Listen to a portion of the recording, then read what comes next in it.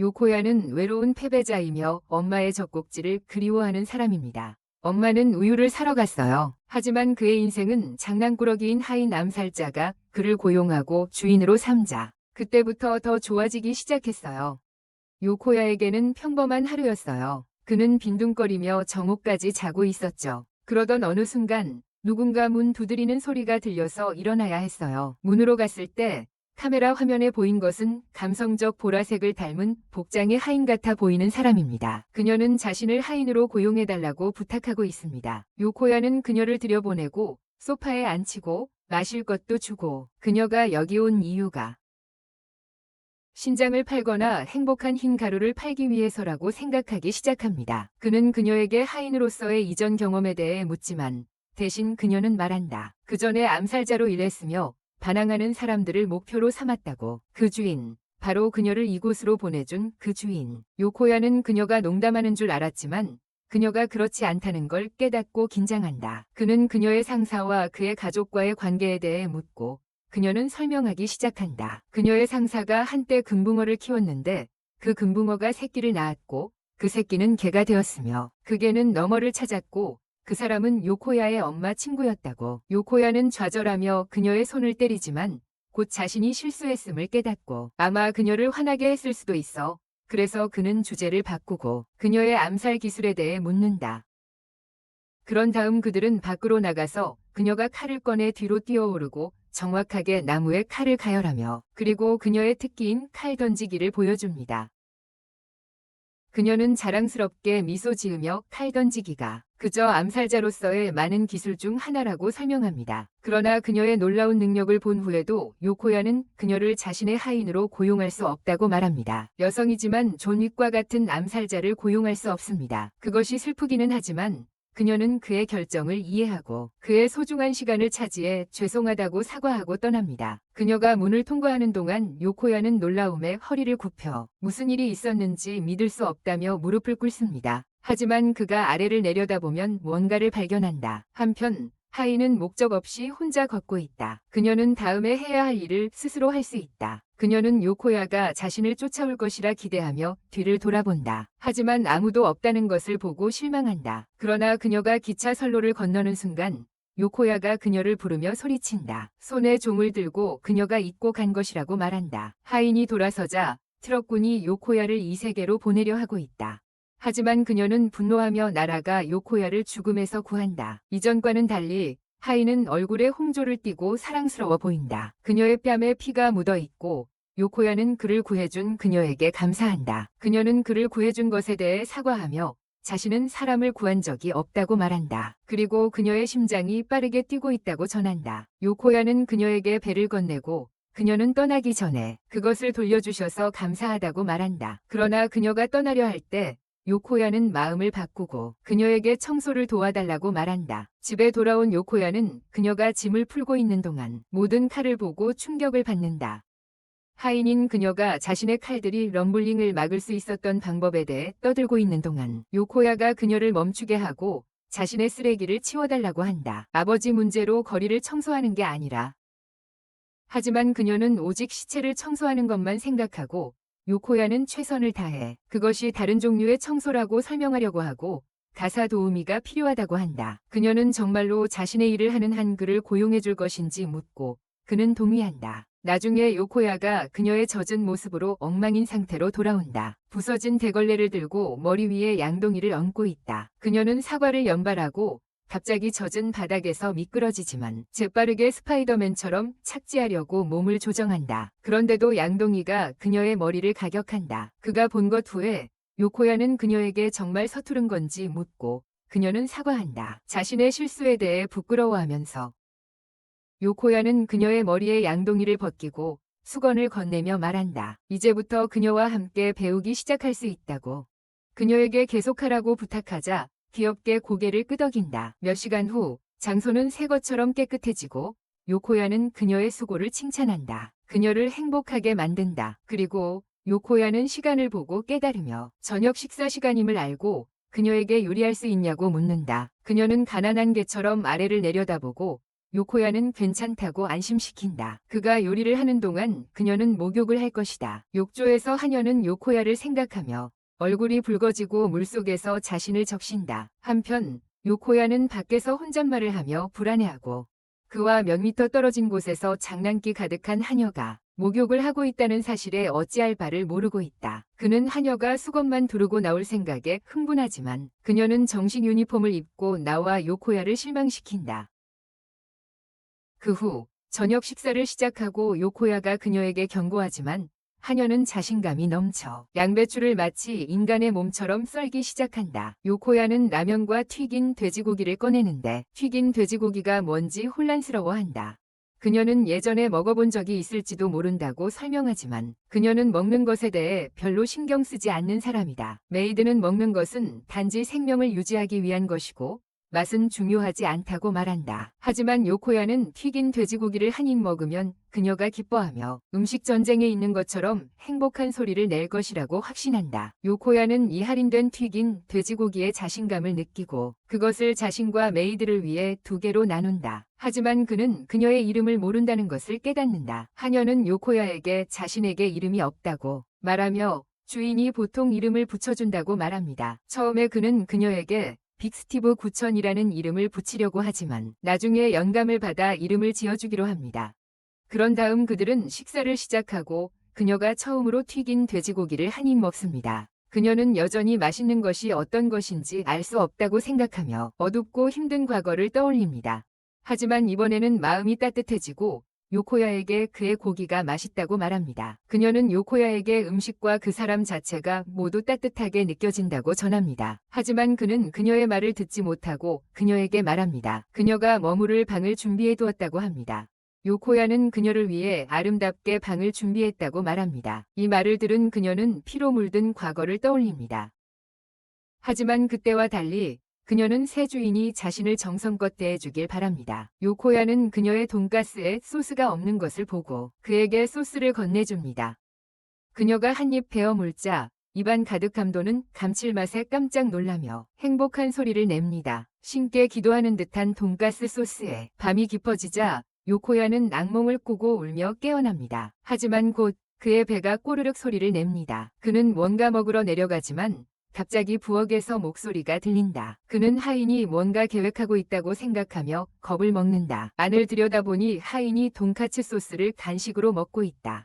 둘은 어색하게 얼어붙고 그녀는 새로 소스 중독이 됐다고 사과하려 한다. 하지만 요코야는 괜찮다고 말하며 그녀가 배고픈지 묻는다. 그러고는 요코야가 매운 소스를 곁들인 전골을 꺼내고 그들은 먹기 시작하는데 그녀는 정말 즐거워한다. 하인이 요코야에게 악몽을 꾸고 있는지 묻고 그가 대답한 후 그녀는 그의 방에서 누군가 수면 중에 말하는 걸 들었다고 밝힌다. 그녀는 암살자가 그의 방에 들어갔다고 생각하며 손에 고개를 끄덕이며 들어간다. 하지만 적 대신 그녀는 요코야가 눈물 흘리며 자고 있는 모습을 본다. 요코야는 당황스러워하고 그녀에게 그가 잠결에 엄마를 부른 것이라고 말한다. 이로 인해 그는 더 부끄러워한다.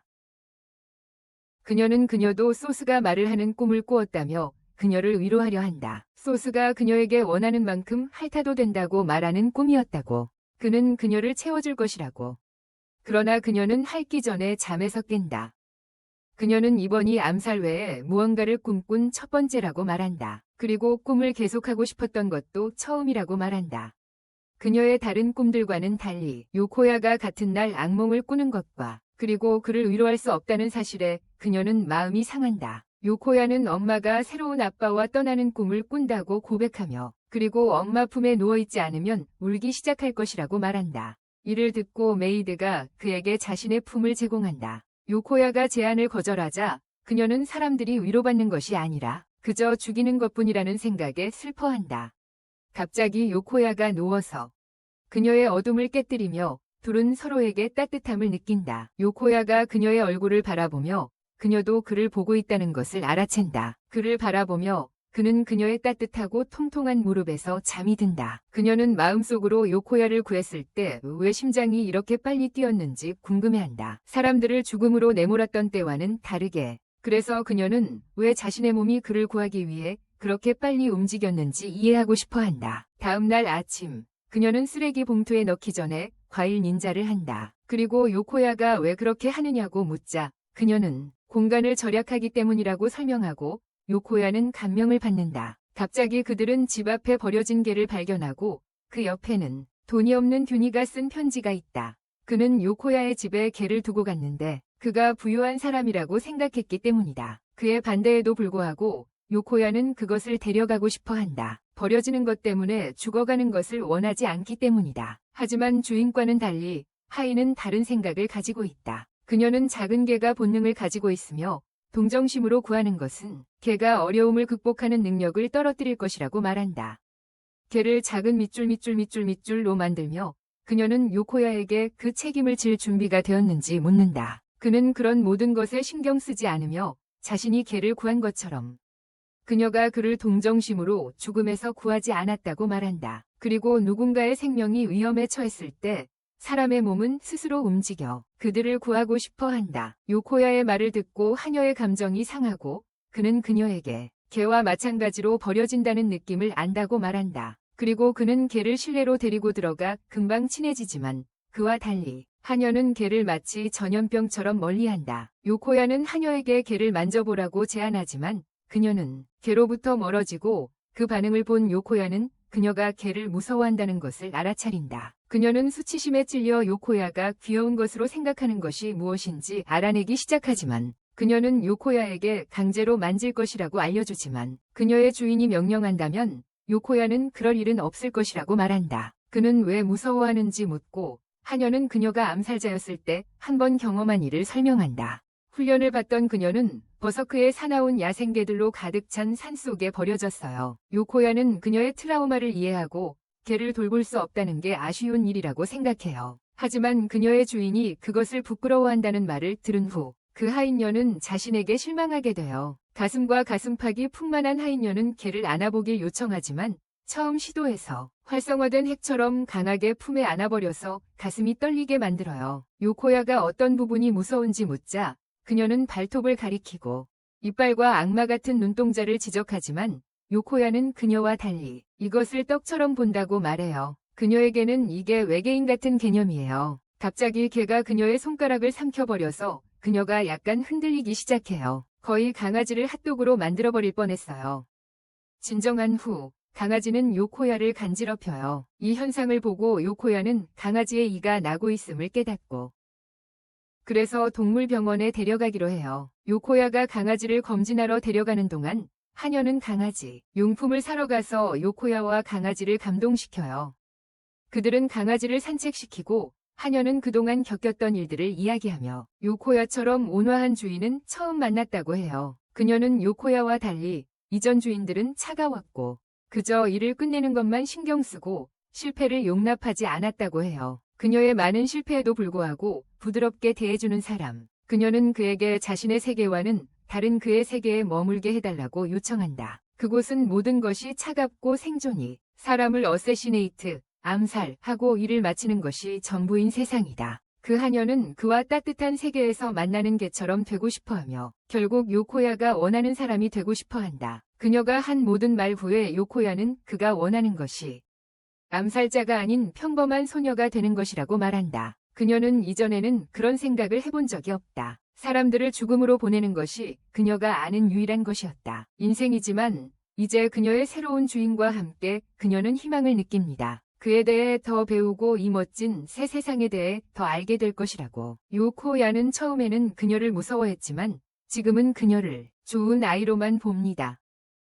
자신이 착한 아이라고 불리는 말을 들으니 하녀는 과거를 떠올리고 이로 인해 그녀는 평범한 소녀가 되도록 도와달라고 부탁합니다. 요코야는 탐폰과 패드에 대해 별로 알지 못하지만 그녀에게 말합니다. 그녀가 실수할 때 정상이라고 느끼는 법을 배우기 시작해야 한다고. 그리고 너무 부담 갖지 말라고. 다음 날 아침, 강아지는 배추를 자르는 법을 배우는 소리를 들으며 깨어납니다. 그녀는 오코노미야키를 만드는 법을 배우고 싶어해. 그렇게 좋아하는 소스와 함께 곁들이고 싶어해서 갑자기 개가 순간이동하듯 그녀의 다리에 뛰어들어 놀라게 해. 평범한 개가 그녀 뒤를 살금살금 올 수 있다고 믿지 못하고 개의 배가 꼬르륵 소리를 내자 배가 고픈 걸 깨닫고 개 사료를 줘. 개가 사료를 먹느라 바쁠 때 그녀는 만지려고 시도하지만 요코야가 나타나며 멈춘다. 그는 작은 털뭉치를 쓰다듬기 시작하고 배를 만진 후 요코야는 개 이름을 모찌라고 짓기로 한다.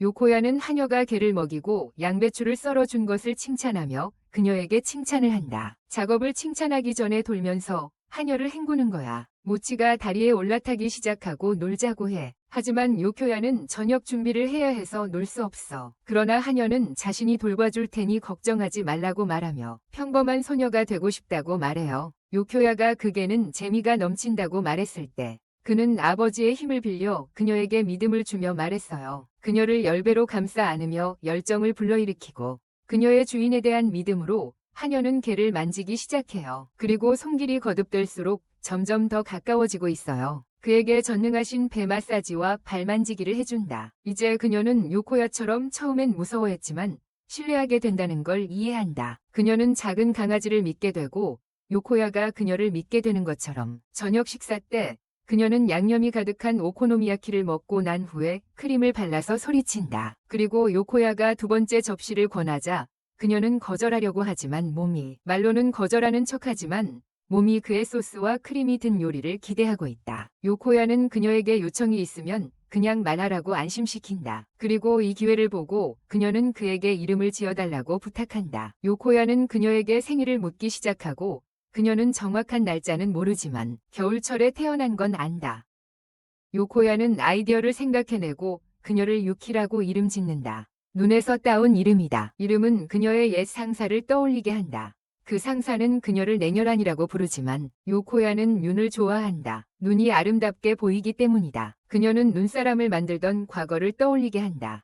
요코야는 눈이 들판을 덮을 때 따뜻해진다는 위험한 이론을 떠든다. 그것이 씨앗을 추위로부터 보호하고 결국 아름다운 꽃으로 피어나게 한다고 말한다. 눈의 보호 덕분에 그의 떠드는 소리를 듣고 요코야의 지친 얼굴을 보니 유키는 왜 그녀의 삶의 모든 것이 그와 함께할 때 더 따뜻하고 아름다워지는지 궁금해진다. 그녀는 그의 세계에 있는 한 언젠가는 정상이라는 것이 어떤 것인지 이해하게 될 것임을 깨닫는다. 이성적인 영향으로 유키는 요코야에게 이름을 지어주어서 고마워하고 미소를 지으며 이상해지기 시작하고 요코야는 그녀가 정상적으로 웃는 모습을 보며 행복해한다. 며칠 후 유키가 모찌와 놀고 있을 때 요코야가 나타나서 그녀에게 부탁을 한다. 그녀는 그게 무엇인지 묻고 그는 귀를 뚫고 싶다고 밝힌다. 그는 이미 귀를 뚫은 유키에게 귀에 구멍을 뚫는 것을 도와달라고 한다.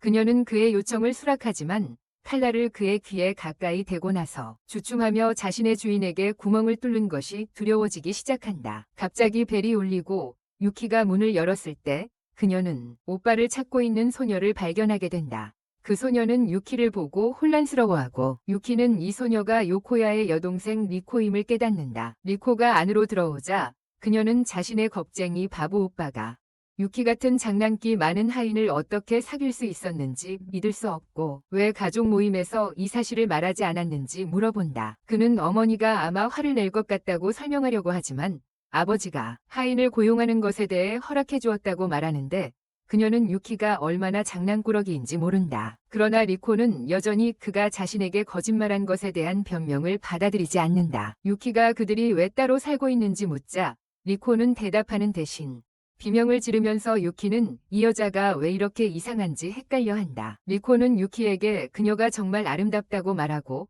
요코야는 리코가 아름다운 사람들을 좋아하고 못생긴 남자들은 싫어한다고 설명한다. 그래서 그녀에게 이 이야기를 말하고 싶지 않은 것이라고. 리코는 오빠를 괴롭히며 삐죽대기 시작하지만 진정한 후에는 유키가 그녀의 주인인 요코야에게 이름을 지어줬다는 사실을 알게 되고 이는 리코를 헷갈리게 만든다. 그 순간 유키는 한때 이름 없는 암살자였다고 떠들기 시작한다. 요코야가 그녀에게 이름을 지어준 것이라고 하며 이로 인해 리코는 오작동한다. 하지만 그녀는 곧 이 이야기를 멋지다고 생각하며 그녀에게 노트에 서명해달라고 부탁한다. 유키는 기꺼이 서명을 하지만 이후 그녀가 서명을 마치자 그 모습은 미친 벌레처럼 보인다. 유키는 자신을 방어하며 많은 나라를 여행하며 12개 언어를 할 수 있다고 말한다. 그녀는 암살자로서 여행했지만 서예를 배운 적은 없고 리코는 아이디어를 떠올린다. 그녀는 유키를 여름 연구 프로젝트로 삼고 싶어하고 요코야는 반대하지만 리코는 유키가 필요한 사람이라고 말하며 그녀를 칭찬한다. 그녀는 유키에게 암살자의 모습을 보여달라고 요청하고 형의 논리에 반하여 그녀는 이야기를 뒤집겠다고 확신한다. 대신 암살자처럼 보이는 하인을 만들겠다고 말한다. 그 후 그들은 뒷마당으로 가서 리코의 머리 위에 사과를 올려놓고 유키는 사과를 향해 완벽하게 칼을 던져 요코야에게 거의 심장마비를 일으킨다. 리코는 유키에게 몇 개의 칼을 가지고 있는지와 어디에 두는지 물어본다. 유키는 5개 있다고 대답한다. 그러나 그녀가 칼을 보여주려 할 때 요코야가 그녀를 막는다. 이로 인해 우리는 천상의 장면을 보고 싶어 하는 분노를 느낀다. 이후 리코가 유키에게 더 많은 엉뚱한 질문을 하고 있을 때 그녀의 배가 고파서 꼬르륵 소리를 낸다.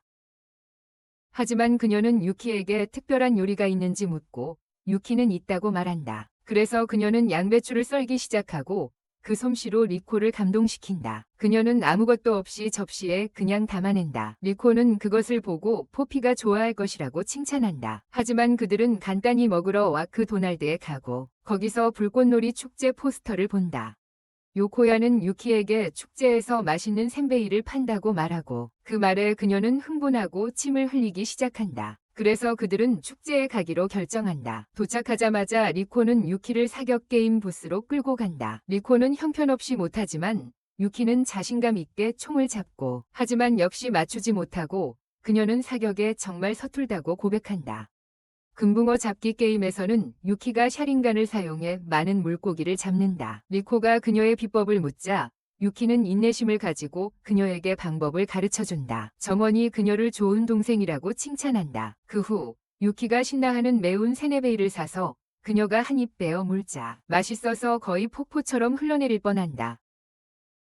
그녀는 빨리 먹기 시작하고 얼마나 즐기는지 보여준다. 정원이 무료로 더 주자 그녀는 오작동한다. 리코는 음료를 사러 가고 요코야가 그녀를 멈추려 할 때 리코는 오빠에게 괜찮다고 확신시킨다. 리코가 돌아올 때까지 기다리며 요코야는 유키에게 그녀의 이전 축제 경험에 대해 묻고 그녀는 즐기기보다는 한 번 축제에서 임무를 수행했었다고 말한다. 그녀는 한 남자를 찔렀다. 두 사람 모두 불꽃놀이를 보며 칼로 등을 찔렀다. 요코야는 충격에 빠졌고 그가 말을 꺼내기 전에 불꽃이 시작되고 유키는 불꽃과 그 아름다움에 감탄한다. 리코는 음료를 들고 돌아와 여름 축제가 최고라고 말한다. 그리고 미소를 지으며 유키도 동의한다. 요코야는 그녀를 보고 접으며 우연히 음료를 쏟는다. 그 후 집으로 가던 길에 리코는 유키에게 너무 많은 소스를 먹었다며 꾸짖고 그녀가 다음 니코카도 아보카도가 될지도 모른다고 경고한다. 갑자기 누군가 강도 사건이 발생했다고 외치고 뒤에서 모터바이 쿤이 거의 리코를 던질 뻔한다. 하지만 유키는 그녀를 제때 구해낸다. 하지만 리코는 유키가 그녀를 공주처럼 구해준 이후로 변화하기 시작하고 요코야는 그들의 소스가 엎질러진 것을 보며 기뻐하지 않고 강도는 즉시 지옥에서 에이스를 만나야 한다고 말한다. 유키는 그녀의 스승의 말을 문자 그대로 받아들이고 완전한 안부로 오토바이를 쫓아간다. 신이 난 리코는 그녀를 따라가고 싶어하며 강도의 머리에서 뇌가 튕겨져 나가는 것을 보고 싶어한다. 그들은 스파이더맨처럼 지붕 위를 달리고 있는 유키를 따라가며 점점 뒤처지지만 리코는 지름길을 발견하고 그들은 그것을 택한다. 강도를 찾은 후 유키는 위험 있게 그에게 고개를 끄덕인다. 타이어를 때리고 있지만 강한 의도로 강도에게 다가가는 그녀에게 요코야가 멈추라고 소리를 지릅니다. 그러나 유키는 그냥 헬멧을 흔들어 벌주며 배가 고프다고 말합니다. 다시 요코야는 소스를 더 사자고 기꺼이 제안합니다. 그들이 떠날 때 그들은 강도를 충격에 빠뜨립니다. 그리고 이제 그는 자발적으로 감옥에 가고 싶어 합니다. 음식을 사서 집으로 돌아온 후 리코는 여름 프로젝트를 보여주기 위해 들떠 있습니다. 요키는 학교가 무엇인지 궁금해합니다. 리코는 학교가 얼마나 대단한지 이야기하기 시작합니다. 그녀는 이것이 위대한 장소라고 주장합니다. 당신 시청자들이 알다시피 사기지만 그녀는 갑자기 어머니가 해준 소고기 스튜의 텍스트. 리코는 집에 빨리 가려 하지만 그 러시에도 유키는 이를 당연하게 여깁니다. 그리고 리코가 말한 후에 그녀는 요코야에게 학교에 가고 싶다고 말합니다. 다음 날 아침 요코야는 학교에 가는데 유키가 새로운 학교에서 괜찮을지 궁금해합니다. 그의 친구들이 마을에서 만든 두꺼운 플라 FFE에 대한 소문을 알려주며 나타납니다. 이에 요코야는 우유를 쏟아냅니다. 요코야는 모르겠다며 어리둥절해합니다. 그런데 갑자기 선생님이 새로운 학생을 소개하고 들어옵니다. 유키가 모든 것을 새로운 학생으로서의 영광으로 요코야를 혼란에 빠뜨린다. 그녀는 자신을 유키라고 소개하며 요코야의 사촌이라고 하지만 그 앞에 앉아 그를 주인님이라고 부르는데 이는 모두를 놀라게 한다. 학교가 끝난 후 리코가 나타나 그에게 학교는 어땠냐고 묻고 무표정한 채로 요코야는 그녀가 이 일을 꾸민 것임을 깨닫고 그녀는 자신의 작전 성공을 축하한다. 집으로 가는 길에 리코는 유키를 무시하며 유키가 학교에 들어오기 전에는 학교에 대해 알아야 할 모든 것을 3일 만에 배울 수 있었다고 말한다.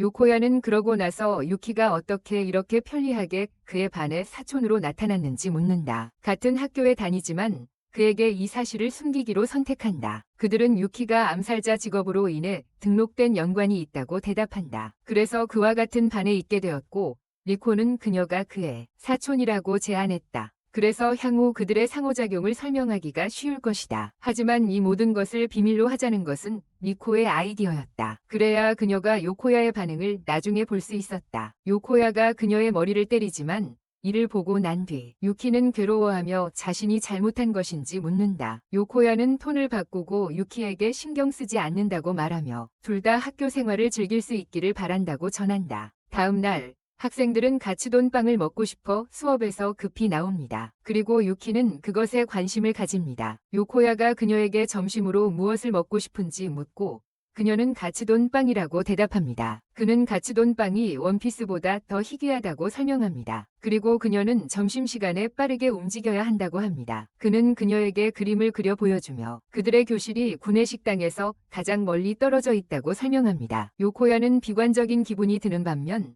유키는 의욕을 느끼며 그에게 말합니다. 에스코바르가 빵을 가져올 수 있다면 그녀도 할 수 있다고요. 그녀는 확신을 가지고 창문으로 뛰어내려 옥상으로 갑니다. 그리고 그럼에도 불구하고 요코야가 그녀를 막으려 하지만 그녀는 닌자처럼 난간 위를 달린다. 여기서 요코야는 그녀의 눈이 음식을 바라보는 소녀와 닮았다는 것을 보고 그녀가 소스를 포함하면 아이젠이나 타노스조차도 유키를 막을 수 없다는 것을 깨닫는다. 요코야는 아래를 내려다보며 땀에 젖은 가츠돈 빵에 집착하는 친구들이 식당으로 달려가는 것을 보고 유키가 그들 앞에서 떨어져 그녀의 비밀이 드러날까 두려워한다. 하지만 유키가 점프하려는 순간 그녀는 방향을 틀어 바로 식당 앞에 떨어진다. 그곳에서 그녀는 빵 하나와 샌드위치 하나를 산다. 하지만 그녀는 요코야에게 가게가 단 한 개만 허용한다고 알린다. 그녀가 한정 판매로 인해 하나를 사게 하려고 한다. 그는 또 다른 샌드위치를 꺼내며 이것을 먹을 수 있다고 말한다. 유키는 갈등을 느끼고 요코야에게 카츠돈 빵을 가져가라고 한다. 하지만 그는 그녀가 가져가야 한다고 확신하며 그녀는 그것을 받을 자격이 있다고 말한다. 첫 입을 먹은 후 유키는 행복에 겨워 소리를 지르지만 그녀의 기쁨에도 불구하고 샌드위치를 나누어 주며 그의 기쁨을 함께한다. 그날 밤 리코는 밤을 새겠다고 발표하고 요코야는 그 생각을 싫어하지만 리코는 그가 유키와 함께 살면서 매일 밤 그녀를 칭찬할 수 있는 특권을 지적한다. 그녀는 항상 남자 이야기할 수 있는 여동생을 원했다고 덧붙인다. 그녀는 그렇게 많은 이야기를 나눌 수 있는 여동생이 항상 필요했다고 말한다. 그녀는 심지어 그를 박수치는 언니처럼 상상하기도 했다. 이제 리코는 요코야가 유키와 결혼한다는 좋은 생각을 한다. 그녀의 꿈은 이루어질 것이다. 특히 리코는 유키가 그를 좋아한다고 생각하니까. 하지만 요코야는 그녀에게 유키는 로맨스를 느끼지 않는다고 말한다. 그리고 며칠 전에 그녀가 그에게 가문빵을 만들어줬을 때 아무 반응도 보이지 않았다고 한다. 비록 리코는 아직도 확신하지만 그녀는 생각한다. 엄마는 동의하지만 아빠는 그렇지 않을 것이라고. 유키가 나타나서 누가 결혼하는지 묻고 그녀의 존재로 둘을 놀라게 한다. 리코는 진실을 말하고 그녀에게 요코야를 좋아하냐고 묻는다. 그러자 그녀는 그를 존경한다고 말한다. 이로 인해 요코야는 오작동한다. 나중에 그들은 함께 시간을 보내고 리코가 메이크업을 하는지 물어본다. 리코는 그녀의 자연스러운 얼굴이 카다시안들을 부끄럽게 할 것이라고 말한다. 유키는 그렇지 않다고 말하고 리코가 많은 소녀들의 꿈의 얼굴이라고 말하지만 유키는 자신의 외모가 예전 일에서 아무런 이득을 주지 않았다고 말한다. 리코는 유키와는 달리 예쁜 얼굴이 아니라고 생각하지만 유키는 리코의 외모를 좋아한다고 말하며 리코를 격려하고 리코는 기분이 좋아진다. 왜냐하면 부모님 외에는 아무도 이렇게 말해준 적이 없기 때문이다. 그녀는 자신도 예뻐질 수 있는지 묻고 유키는 돈까츠 소스를 먹기 시작한 이후로 피부가 날로 맑아졌다고 말한다. 리코는 그녀의 돈까츠 글레이즈드 멜론을 제안합니다. 처음에는 리코가 혼란스러워하지만 결국 좋아하게 됩니다. 이 상호작용을 보며 요코야는 그들이 마치 자매 같다고 생각합니다. 그리고 그는 리코 덕분에 유키가 정상적인 삶에 빠르게 적응할 수 있었다고 생각합니다. 그의 생각하는 얼굴을 보고 리코는 요코야를 부르며 그가 유키와 결혼하는 상상을 하고 있다고 말합니다. 매일 이런 상호작용을 보기 위해서요. 요코야가 이를 부인하려고 하지만 리코는 그에게 유키처럼 귀엽고 장난기 많은 사람과 결혼하면 행복할 것인지 묻습니다. 요코야는 동의하고 리코는 기뻐합니다. 덤불 속에서 고양이가 숨어 있습니다. 다음 날 교실에서 선생님이 가르치고 있는 것입니다. 스폰지밥이 진격의 거인보다 더 나은 쇼라는 이야기를 한다. 그는 요코야가 자고 있는 것을 보고 분필을 던지지만 유키가 분필을 아무도 보지 못하게 잘라버리고 그로 인해 요코야는 실명하게 된다. 이는 유키가 원했던 일이 아니다. 그 후 요코야는 보건실로 가고 그곳에서 고등학교 DXD에서 온 새 보건교사 니나를 만난다. 그녀는 이전 보건교사를 대신하고 있다. 그가 눈에 대해 불평하자 그녀는 침대에 앉으라고 한다. 하지만 요코야는 그녀에게서 이상한 분위기를 느낀다. 니나는 그에 대해 유키에 대해 질문을 시작하고 그가 유키가 사촌이라고 말하자 니나는 웃으며 그가 유키에 비해 형편없어 보인다고 말한다. 그는 눈을 점검하면서 그의 잘생긴 얼굴에 칭찬을 하다가 건강하다는 것을 확인한 후 갑자기 문을 잠고 KSES 니나가 모든 남자가 원하는 의사로 변신하여 그를 밀치고 내리누르며 상황을 진전시키려고 유혹하지만 그의 성기를 먹기 전에 유키가 들어와 니나를 노려본다. 요코야는 스노우를 두려워하며 유키에게 기어가지만 니나는 요코야가 그녀의 계획을 보고 귀여운 햄스터처럼 보인다고 농담을 한다. 요코야는 니나에게 다시 돌아오려 하지만 유키가 그를 끌어내고 다시는 니나에게 접근하지 말라고 명령한다. 갑자기 요코야는 리코가 한 말을 기억해낸다. 그런 유키가 실제로 그를 좋아하고 질투하고 있다고 생각한다. 니나는 충분히 참아서 그를 보내고 부상이 심하지 않다고 말한다. 유키는 천천히 요코야를 방에서 끌어낸다. 그녀가 요코야를 끌어내면서 유키는 자신의 행동에 대해 사과하고 그에게 할 말이 있다고 말하는데 이는 요코야의 심장을 빠르게 뛰게 만든다. 그러나 유키는 그에게 니나도 암살자라고 알리고 이는 그를 충격에 빠뜨린다. 한편 고양이가 니나에게 와서 고양이를 통해 니나는 요코야의 집 사진을 받게 되고 이는 니나가 파괴할 계획이다. 니나는 언젠가 해변에서 땀 흘리는 남자들과 함께 살고 싶다는 꿈이 있지만 그 꿈을 이루기 전에 그녀는 꿈으로 본 것은 요코야와 유키를 암살해야 한다는 것이었다. 한편 유키는 잠을 이루지 못하고 요코야 옆에서 떠나지 않으려고 하는데 그들은 아직 아무것도 모르는 니나가 요코야와 그의 소중한 김치를 암살하러 들어올까 봐 두려워한다. 요코야는 이렇게 자는 게 불가능하다고 말한다. 그래서 유키는 아이디어를 제안하고 요코야 곁에 누워 그를 잠들게 해줄 수 있다고 말한다. 그녀의 다리가 그를 말린다고 쥐어짜면 모든 남자가 꿈꾸는 일이라고 요코야는 유키에게 걱정이 된다고 말한다. 그러자 그녀는 그 말을 듣고 부끄러워하면서 잠에서 쉽게 연필로 자신을 방어할 수 있다고 말한다. 조닉처럼 말이야. 유키는 니나가 과거에 원한을 품고 있는 사람이라는 이론을 가지고 있지만 그녀는 요코야에게 모든 손잡기를 하며 그를 보호할 것이라고 확신시킵니다. 그는 그녀에게 따뜻함이 어떤 것인지 보여준 사람이니까요. 요코야는 그들이 손을 많이 잡았던 후에 더워져서 창문을 열고 싶어 하지만 유키는 그를 멈추게 하고 직접 열면서 조심하지 않으면 창문을 통해 360도 스코프에 걸릴 수 있다고 말합니다. 갑자기 그녀는 맛있는 가츠타 소스 냄새를 맡고 이것이 함정이라는 것을 깨닫지만 아무것도 하기 전에 니나는 이미 안에 들어와 요코야를 인질로 잡고 있습니다. 니타는 유키를 본명인 슈에, 용의 아홉 자손의 백색 늑대라고 부르며 유키가 쉽게 속아 넘어간 것에 실망감을 표합니다. 유키가 칼을 꺼내지만 니타는 그녀가 뭔가 어리석은 짓을 하면 니타가 요코야의 눈알로 탁구를 칠 것이라고 위협한다. 갑자기 유키가 중국어로 쏘아붙이며 니타에게 위협을 가한다. 그녀가 요코야를 건드리면 자신과 가족 모두를 개밥으로 주겠다고. 이 말에 니타는 두려움을 느낀다. 니타는 유키에게 학교에서 죽기 살기로 결투하자고 말하며 요코야는 인질로 잡힐 것이라고 한다. 그들이 떠난 후 유키는 예전 스승이 한 말을 떠올린다. 자신은 해피엔딩 없는 여성 존 윅일 뿐이라는 것을.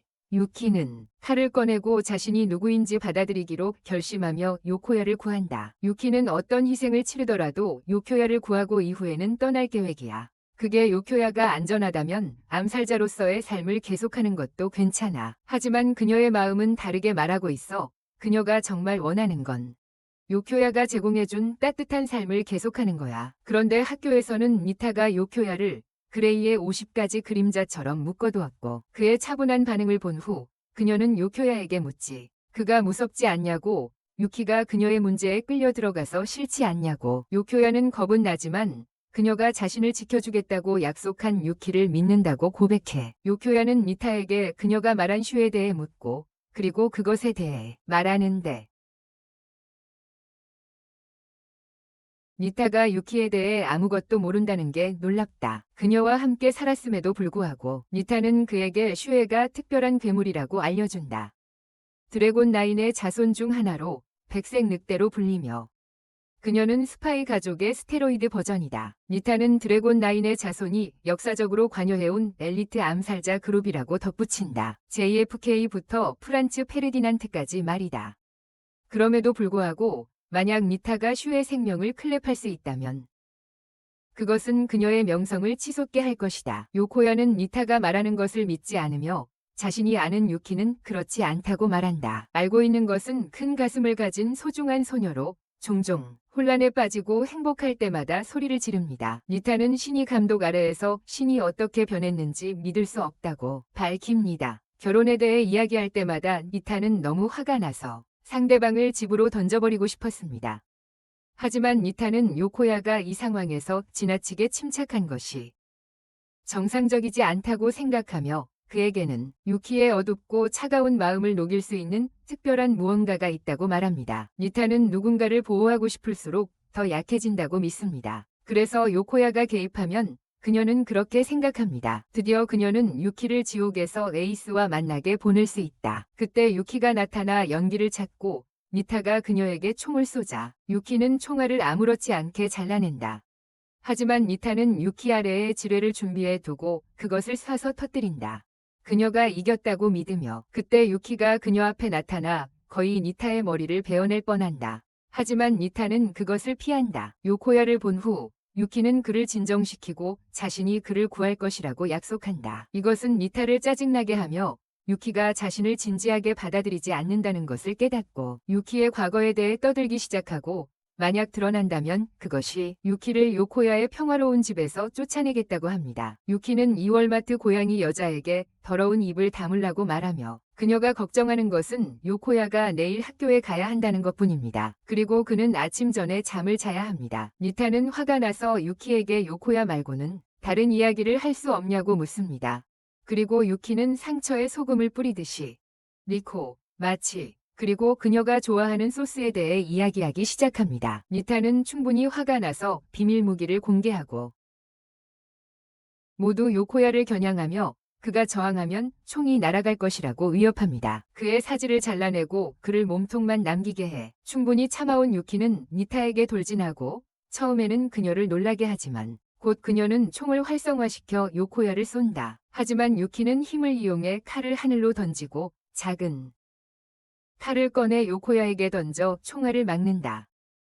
유키가 가까워지자 니타는 다른 계획을 사용하려 하지만 유키의 칼이 그녀의 휴대폰을 찔러 계획을 망가뜨린다. 유키가 다가오자 니타는 슈에가 정말 누구인지 기억하기 시작하고 유키가 포기하라고 말할 때 그녀는 총을 요코야에게 겨누지만 유키가 그녀를 멈추고 발로 차버린다. 니타가 떠들어대기 시작하면서 유키에게 그녀는 항상 즉 위대한 암살자로서 사람들의 목숨을 쓸어버리고 다리를 잘랐다고 말하며 유키에게 그와 같은 암살자들은 다른 암살자들이 그녀를 노릴 것이기 때문에 평범한 삶을 살 수 없다고 말합니다. 유키는 그 말에 동의하며 그녀의 과거에 자신은 오직 사람들을 암살하는 것밖에 인생에 없지만 니타에게 더 이상 아무도의 생명을 가져가지 않을 것이며 다른 사람들을 그녀 때문에 죽게 하지 않을 거라고 말합니다. 유키는 앞으로의 자신의 미래를 위해 그녀가 믿는 것을 위해 싸울 것이며 그렇게 해서 항상 원하던 평범한 삶을 얻으려 한다고 말합니다. 니타는 그녀가 듣고 있는 내용을 믿을 수 없다며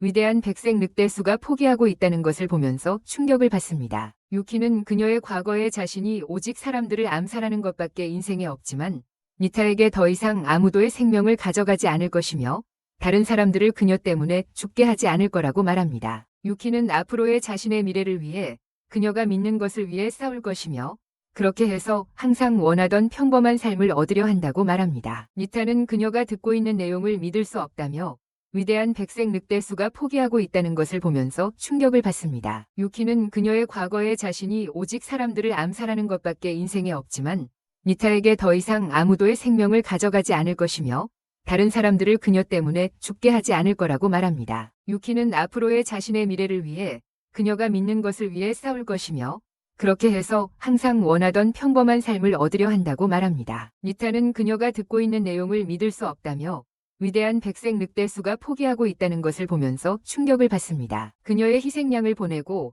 대신 요코야를 구하는 쪽을 택한다. 니타는 유키가 완벽한 암살자가 아니라 단지 자신이 진심으로 소중히 여기는 것을 위해 무엇이든 할 수 있는 소녀임을 깨닫는다.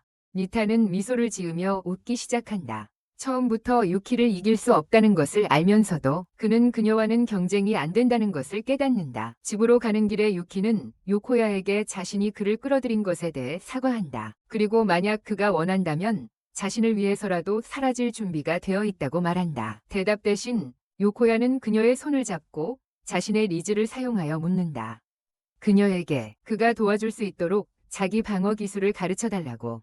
그러자 유키는 행복하게 얼굴을 붉히며 그가 아직도 그녀와 함께 있고 싶어 한다는 것을 알게 된다. 몇일 후 유키는 하이큐처럼 학교에서 배구를 하고 있어요. 남자애들이 그녀를 부러워하는데 그들은 믿지 못해요. 요코야 같은 패자가 그녀와 관련이 있다는 걸. 요코야는 아직도 이전의 음모 가득한 위사와의 사건에 시달리고 있어요. 니타는 진짜 유키에 대해 알려줬던 사람인데 그녀는 용의 9 자손 중 하나예요.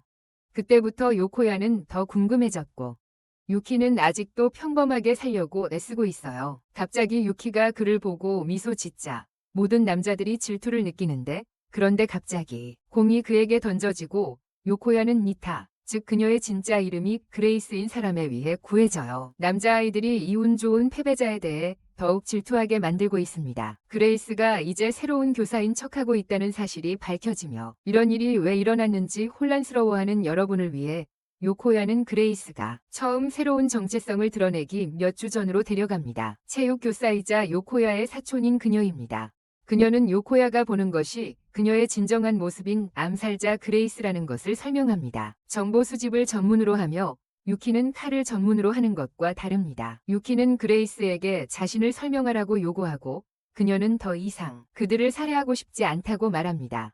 그녀가 정말로 관심 있는 것은 전설적인 암살자 수가 요코야 같은 무능한 패배자의 노예가 되는 것을 보는 것입니다. 그레이스는 암살자들 간의 협상을 제안하고 그녀의 조건은 유키에게 유키가 그녀를 관찰하게 해주고 그녀는 그들을 해치지 않으며 다음 3개월 동안 무제한 카츠타 소스 빵을 제공하겠다는 것이다. 요코야가 암살자들 간의 이 코드 해독에 애쓰고 있는 동안 유키는 단순히 그녀의 제안을 받아들인다. 암살자들 사이에 바보 같은 코드는 없다. 요코야가 거래에 대해 걱정하는 동안 유키는 그를 해치는 것이 그레이스에게 아무런 이익이 없다고 확신시킨다. 그리고 만약 그들이 1000명이더라도 유키는 그를 보호하겠다고 약속한다. 그녀가 이 모든 말을 하는 동안 요코야는 그녀의 침을 보고 그녀가 신경 쓰는 것은 그가 아니라 전능한 빵이라는 것을 안다. 현재로 돌아온 요코야는 그레이스에게 그녀가 몰래 관찰해야 한다고 상기시킵니다. 하지만 그레이스는 그렇게 할 수 없다며 요코야와 사랑에 빠진 듯한 반응을 유키가 어떻게 할지 보고 싶어 합니다. 유키가 계속해서 배구를 하는 동안 그레이스는 더욱 가까이 다가가서 요코야를 놀리며 그의 핫도그를 먹겠다고 합니다.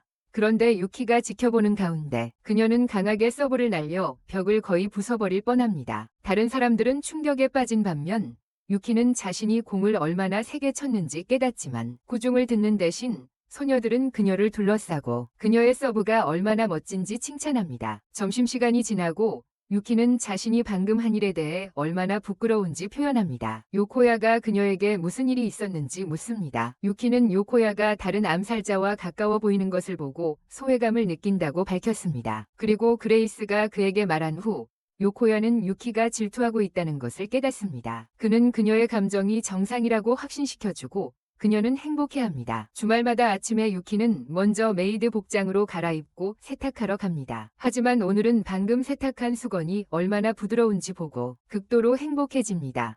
자랑스러운 부모처럼 요코야는 유키가 한 달 동안 세탁하면서 고생하는 모습을 보고 행복해합니다. 그녀는 계속해서 실패했지만 이제 유키가 성공적으로 세탁을 하고 있습니다. 그녀는 하루를 화려하게 시작한다고 느껴요. 그런 다음 그녀는 집안일을 계속해요. 저녁 때가 되면 요코야가 양배추밖에 없다고 그녀에게 알려요. 그녀는 양배추가 다져져서 카츠 소스와 함께 제공되는 모습을 상상해요. 하지만 요코야는 더 좋은 아이디어가 있어요.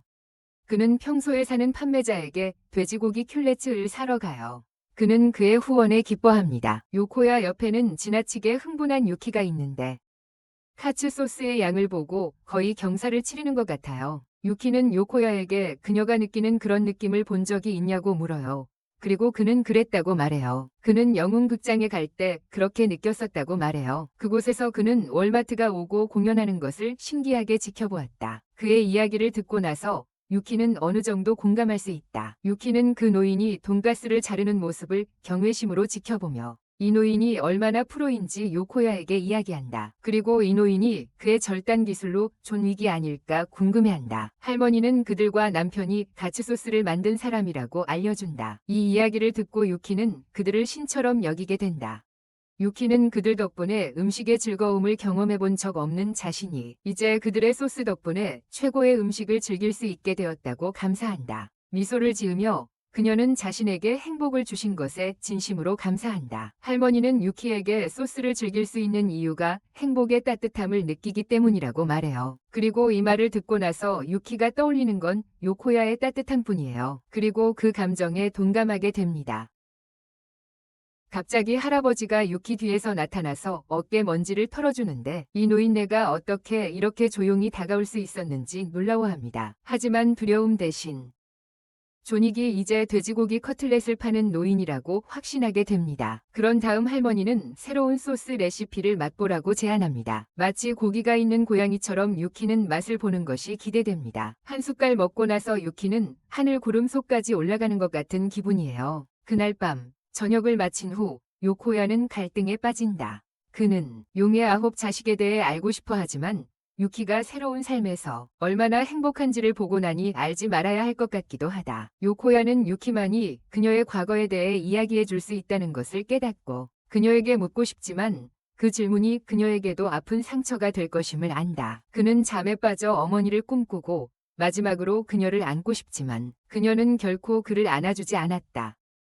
요코야는 눈물을 흘리며 깨어나 유키를 끌어안고 그녀는 그가 잠든 사이에 자신이 그를 잡았다고 설명한다. 요코야는 그녀의 푸딩을 보고 급히 사과하며 자신이 어머니의 모찌 항아리를 꿈꿨음을 안다. 유키는 다시 그의 다리를 자기 무릎 위에 올려놓자고 제안하지만 갑자기 요코야의 휴대폰이 떨어진다. 유키가 그것을 주우면서 요코야가 과거에 대해 호기심을 보이고 있다는 것을 알게 된다. 유키는 고백한다. 그녀 자신도 악마의 9 자식이 무엇인지 모른다고.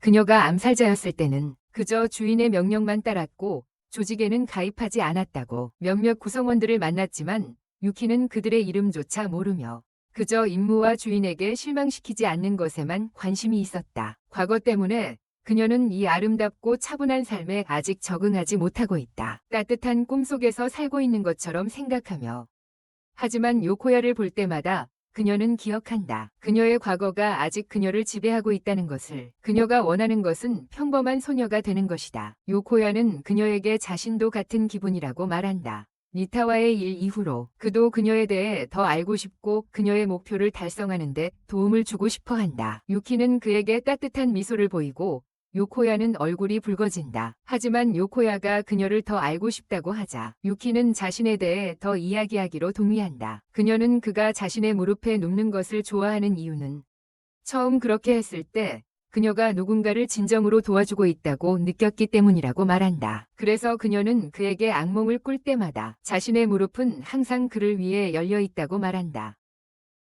요코야는 그녀의 동작을 일정하게 하기 위해 그가 본 꿈이 악몽이 아니었다는 것을 밝힌다. 대신 그는 요키가 어머니로부터 잃어버린 따뜻함을 대신해주는 그런 희망찬 꿈을 봤다고 말한다.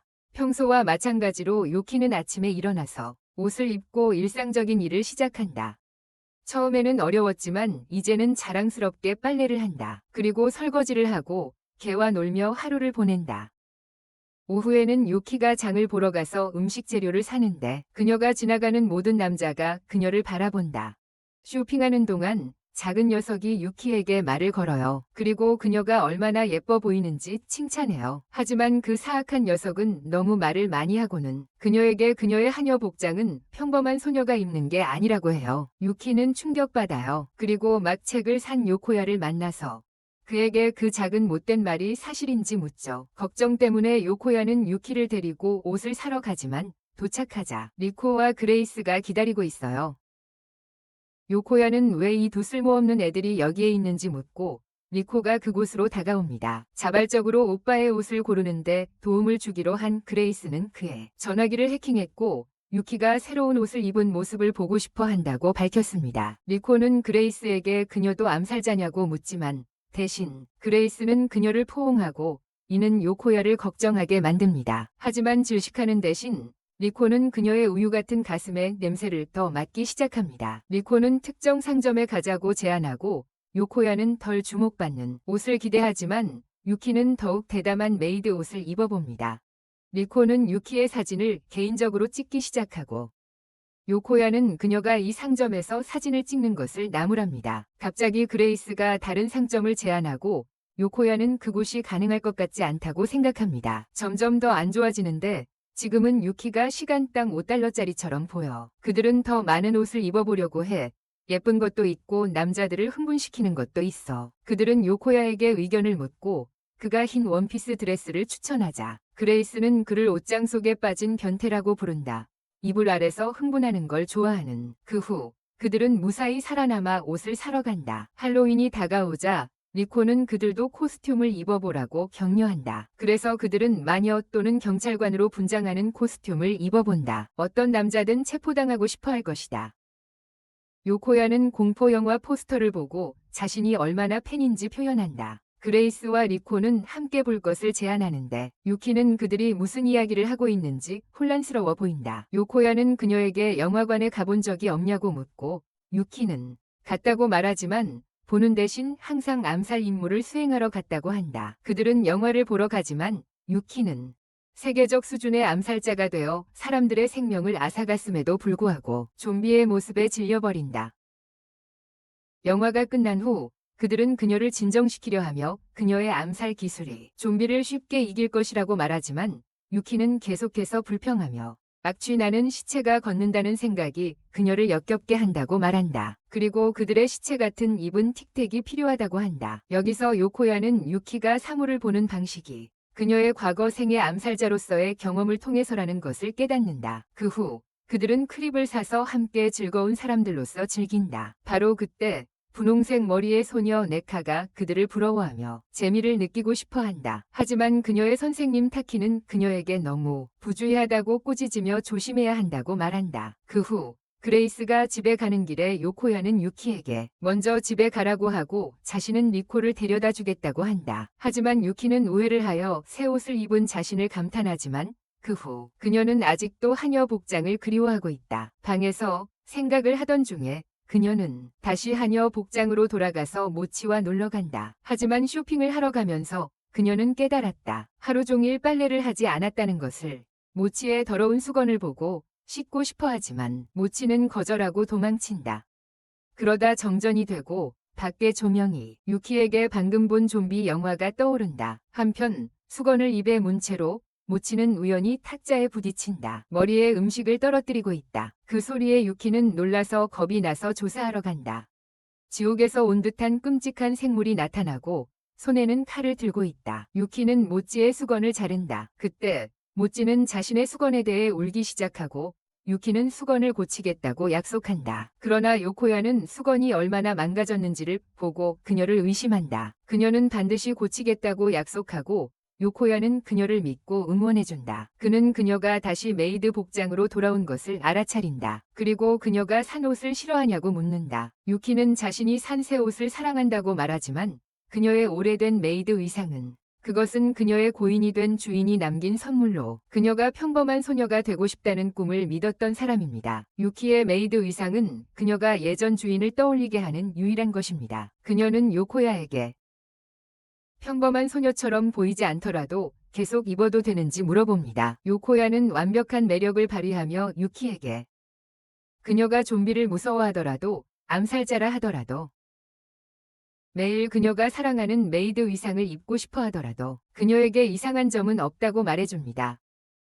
요코야는 가장 평범한 사람들도 좋아하는 이상한 것들이 있다고 확신시키며 1100, 45, 23,32100, 45, 25,000 유키가 할 수 있는 가장 좋은 일은 자신이 되는 것이라고 말합니다. 유키는 그 말을 듣고 행복하고 포근한 기분이 들고 모치는 동의하듯 짓는다. 요코야는 그를 들어올리며 수건이 그들이 그를 발견했을 때의 수건이라는 것을 알아차린다. 그는 모치가 수건을 좋아하는 이유가 부모님의 향기가 남아있기 때문이라고 의심한다. 그 말을 들은 유키는 모치의 수건을 즉시 고쳐야 한다고 주장한다.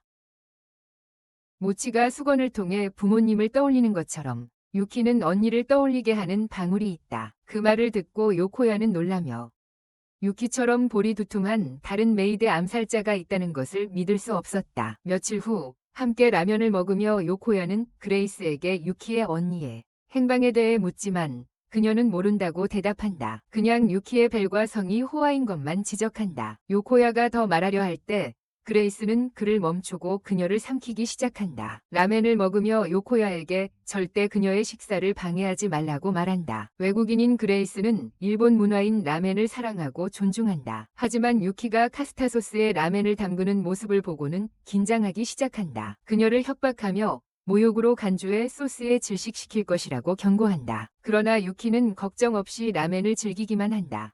나중에 유키가 소스가 떨어지자 더 사러 가지만 그녀에게는 불운이 닥친다. 가게 주인은 소스가 모두 떨어졌으며 다음 주에 다시 온다고 알려준다. 이 소식이 그녀의 모든 존재를 상처 입힌다.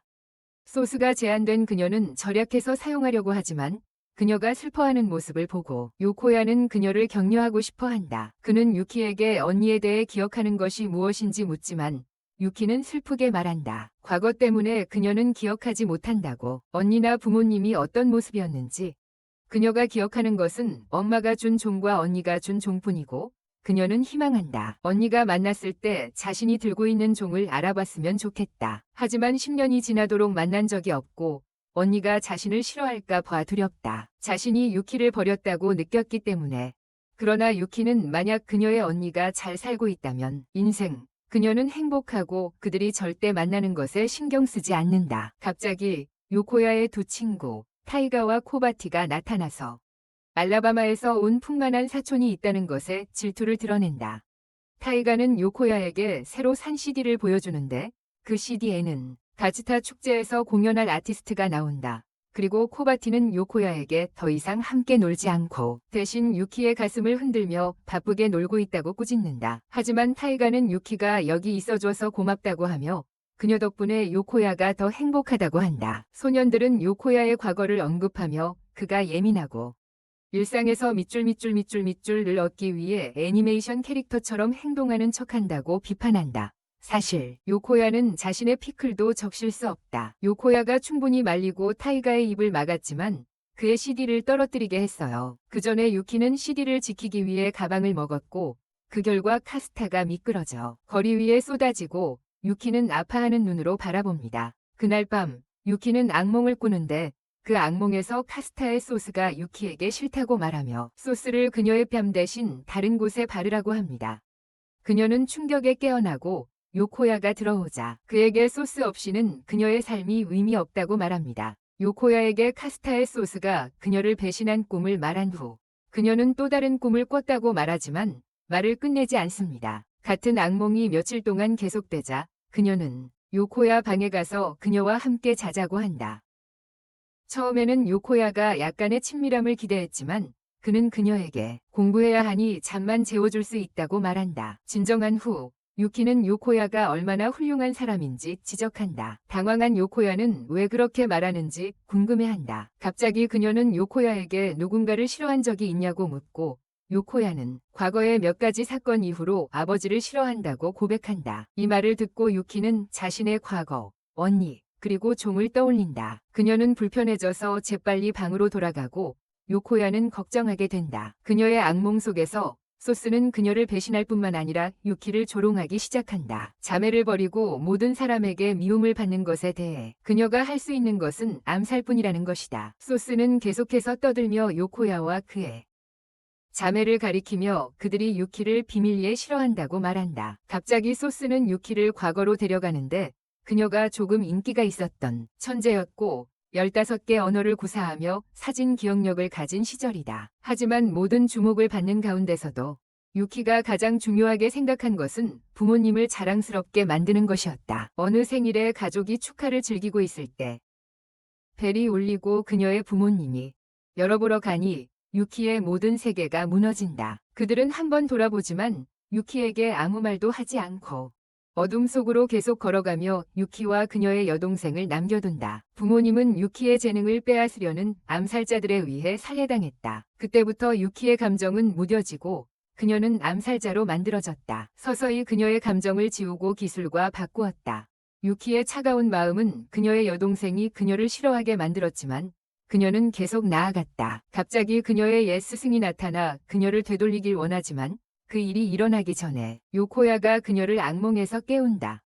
요코야는 유키를 걱정한다고 말하고 주저함 없이 유키가 그를 안아 그녀의 침대에 끌어당긴다. 요코야는 이 상황에 흥분을 감추지 못한다. 그러나 그녀는 이렇게 있어 달라고 간절히 부탁한다. 요코야는 그녀가 얼마나 꽉 잡고 있는지 느끼고 또 그녀가 또 다른 악몽을 겪었다는 것을 안다. 유키는 그것이 그녀의 어두운 과거의 기억이었다고 고백한다. 그녀를 달래기 위해 요코야는 등을 토닥이며 말한다. 그 소리가 위로하는 심장박동처럼 들린다고. 요코야가 계속 토닥이자 그녀는 천천히 요코야의 평온한 심장박동에 맞춰 잠이 든다. 다음 날 유키가 카츠타 축제가 무엇인지 모른다는 사실을 알게 된다. 케이가 축제가 문화, 스포츠, 음악 축제로 구성되어 있다고 설명합니다. 각 학급이 참여하며 우승자는 특별한 가스타 소스를 받습니다. 이 말을 듣고 유키는 승리하고 싶어 침을 흘리기 시작하지만 그들은 그녀에게 각 축제에서 이겨야 한다고 말합니다. 유키는 자신이 시험에서 나온 형편없는 성적을 보여주며 이것으로 충분하다고 생각하지만 요코야는 그녀에게 경쟁하기 위해 평균 성적인 60점을 넘어야 한다고 알려줍니다. 유키는 자신의 낮은 성적에 당황하지만 남자들은 그녀를 진정시키며 실기시험에서 잘해야 한다고 말하자 유키는 그것에 집중하기로 합니다. 점심시간에 그레이스는 유키에게 그녀의 가스타 샌드위치를 주며 거래의 일환으로 그리고 그때 유키가 감사하다고 하자 그녀는 혼란스러워하며 쟁탈하라고 말한다. 요코야는 유키가 가스타 축제에 참가하고 싶어 한다고 말하기 시작한다. 그 소식을 듣고 그레이스는 기회를 보게 된다. 그녀는 이름이 없는 시험지를 유키에게 보여주며 그녀가 유키라는 것을 알고 있다고 말한다. 유키는 자신의 이름을 적지 않았다는 것을 깨닫고 그레이스는 유명하지 않은 상태에서 유키의 시험이 자동으로 실패했다고 말한다. 유키는 협상하려 하지만 그레이스는 유명을 적을 수 있도록 유키에게 가스타 소스를 라멘 가게에 가져오는 것을 중단하도록 요구한다. 그 순간 핑크색 플래시가 그레이스 뒤에서 번쩍이며 그녀가 다시 시험지를 보았을 때 유키는 자신의 이름을 적지 않았다는 것을 깨닫고 그레이스는 유명을 적을 수 있도록 유키에게 가스타 소스를 라멘 가게에 가져오는 것을 중단하도록 요구한다. 유키는 협상하려 하지만 그레이스는 유명을 적을 수 있도록 유키에게 가스타 소스를 라멘 가게에 가져오는 것을 중단하도록 요구한다. 갑자기 핑크색 플래시가 그레이스 뒤에서 번쩍이며 그녀가 다시 시험지를 보았을 때 유키의 이름이 적혀 있어. 그리고 유키가 그레이스에게 무슨 일이 있었는지 말하려고 할 때 요코야는 그녀에게 입 닥치고 일어나게 하라고 해. 그레이스는 지는 게임처럼 떠나고 요코야는 무슨 일이 일어났는지 몰라. 그들 뒤에서 핑크머리 소녀 나카가 그들을 도와줬어. 하지만 유키는 그녀에게 감사하다고 말하려고 컨프론츠 공중에서 그녀가 번개처럼 날아가는 걸 봤다고 밝혀. 나카는 잡히자 당황하고 있지만 용기를 내서 그 커플에게 카츠타 축제를 이길 방법을 안다고 말해. 파트 9가 필요하면 소시메이드 나이트메어즈 라고 댓글 달아줘. 이런 애니메이션 요약이 마음에 드신다면 이 영상도 꼭 보세요.